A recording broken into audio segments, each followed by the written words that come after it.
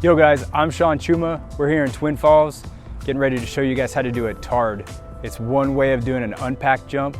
TARD is an acronym that stands for Totally Awesome Rapid Deployment. It's a pretty cool way of just going out and getting more canopy time, being able to do drills, and it's a way that you don't have to pack.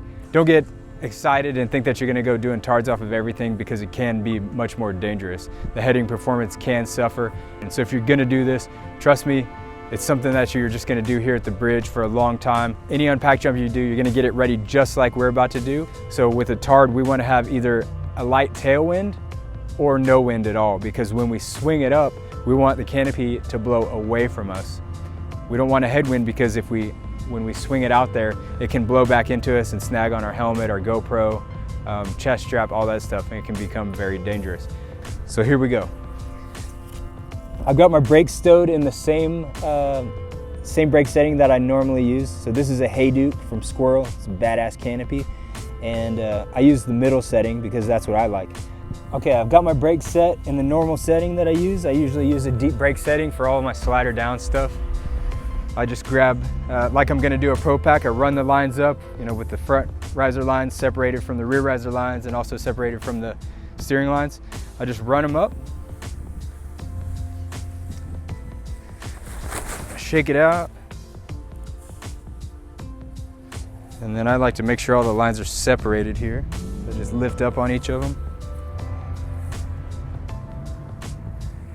So I joined them into one hand, and then I go ahead and put it on my shoulder. So now the next thing I'm going to do is count out the cells on the nose. So I like to get those real clean. So I get them all out first, and then I go 1, 2, 3, 4, 5, 6, 7. Then I grab down, maybe 3/4 of the way down on the nose, and I like to separate the A's from the rest of the lines here. So A lines and then the rest here. Then I do a big whip. That way I can put the nose in between my knees, and then I can just start flaking in between the A's and the B's. So I've gone around the whole canopy, it's all flaked out, right? It looks good. Now I'm gonna tailgate it. So I'm gonna grab all the lines that are connected to the tail of the canopy. These are the ones that you steer with. So I grab all those, and then I'm gonna grab the inside D lines. So right from the middle there, I join those with the other lines. And then I grab the inside C lines from the middle. And then you can either use a tailgate or tape. My tailgate fell off, so I got a piece of masking tape here. And we'll just wrap it a couple times. Let's say about, 2, 2.5, maybe 3 times with a 1-inch masking tape, or just use your tailgate. Now, so I've got it tailgated while it's standing up, and now I'm going to go ahead and do a big primary stow, because this is going to be your handle, the part that you grab when you swing. So watch how I do my hands. This is the easy way to do it. You can also struggle with it, but nobody wants to struggle, so if you can learn this move, it's gonna be a lot easier. So I grab these lines, and I got the tail in my hand too, the tail pocket. Then I'm just gonna lift it up, and I'm gonna step out to the right side of it, and just set the canopy on the ground a little bit, so I'm not exhausting my shoulder. From here, what I can do is I just kinda roll my thumb up and let it hang off of there, and then I grab here at the bottom of this, so that, that's about, what is that, maybe 4 or 5 inches. I grab around that bite in the lines. It's bigger than a normal primary stow.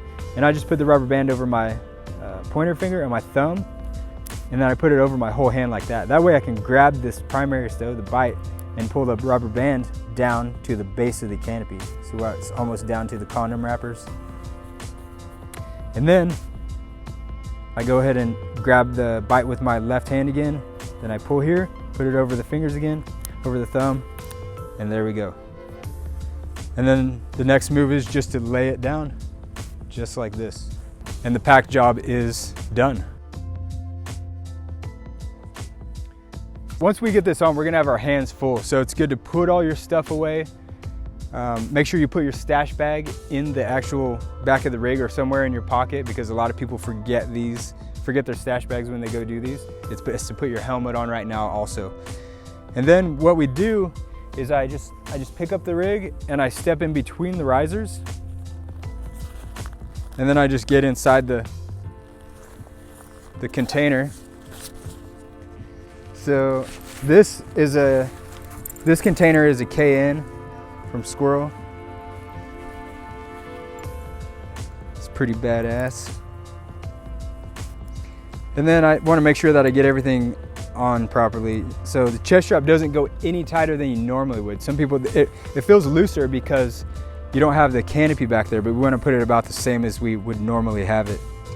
And then you can crank down your leg straps.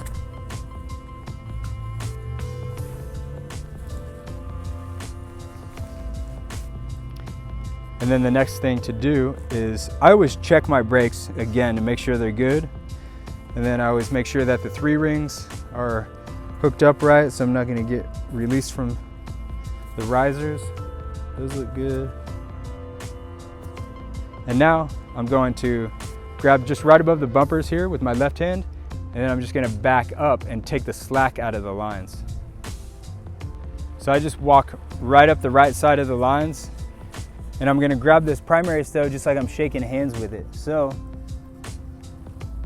I just grab it with the crotch of my thumb and pointer finger facing up, and I want to choke up pretty high on that grip. So I've got the rubber band kind of like right in the middle of my hand.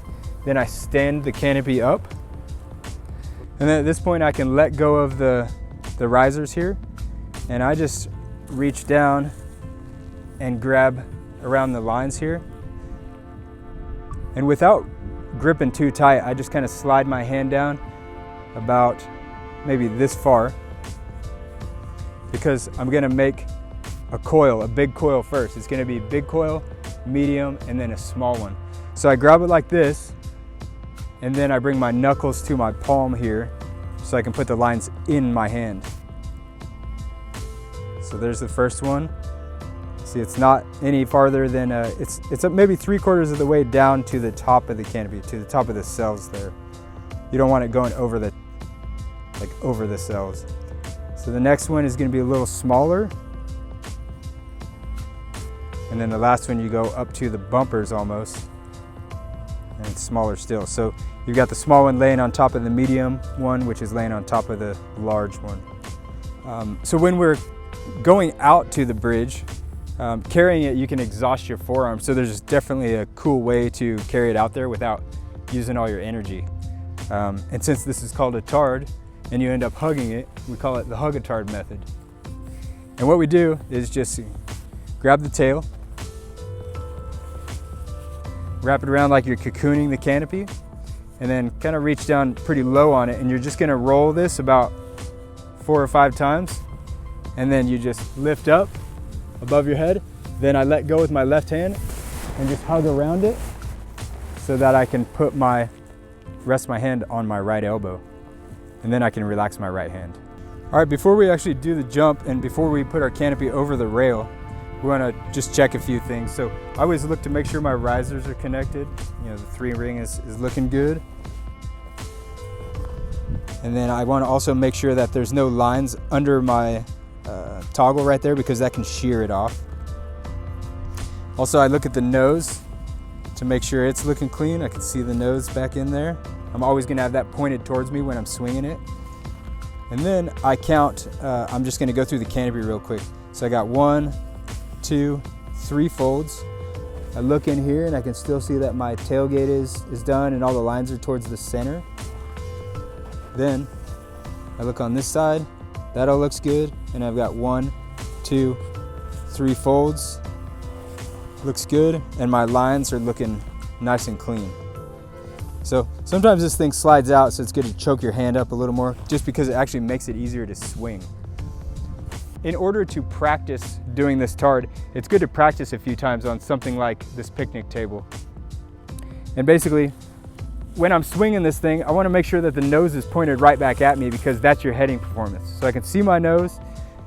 I like to grab the tail right here, that way it's easier and to put over the rail. So I lift it up, and then I can just push the canopy over the rail, and then I'll climb over. It's good to have your canopy on the other side. That way if you fall, then the canopy's already on the other side with you. A couple of other things, out there on the bridge, we have bolts that hold the rail down, so we don't want to have the canopy close to those bolts, because when you swing the canopy, it could snag on those. I put it over the rail. Remember to split the bolts, lift it above the toes, and then also when I'm swinging it, I actually like to keep my elbow up a little bit, because I want my pivot point to be in front of me so that it's not slapping against my legs every time like this, because it just kills the swing. I want that pivot point to be out there a bit so I can build the swing. So here's how it looks. The practice one would be like this. Ready, set, go. And then you drop under it, watch the canopy, get the hands out of there, wait till it gets the line stretched, and then you can do your thing.